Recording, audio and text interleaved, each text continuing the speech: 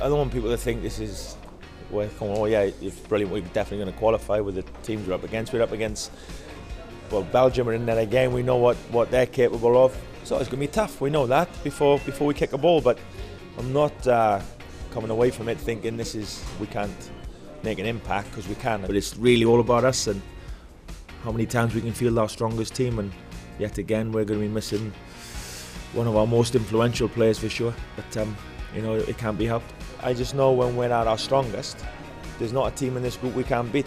Home or away, I believe that. You know, we've already gone to Belgium. We know how good they are. But we've got good players. I'm optimistic, looking forward to it. It's a huge challenge for us. But no, it's a good, healthy group. There's pluses and minuses no matter who we had in the first game. I look towards the end of the group and think if all goes to plan, our last game's at home to Andorra. We may need the result there.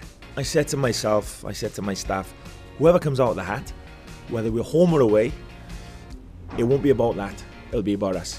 You've named the squad for the Iceland game, which is next week. It's a friendly, which would be excellent preparation. Over the weekend you've been out the draw, squad today, you're here at the Vauxhall dealership, you're meeting the workers. It's all go, and it's a bit of variety in your life at the moment, isn't it? Well, yeah, I'm a bit disappointed. I thought this was a part-time job before I took it.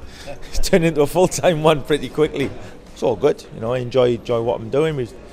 He was with me over the weekend, IG in France, awaiting our fate. And now, like, you know, we've got to do this, and we're here and we're there, meeting new people. It's nice, you know, what's not to enjoy about that.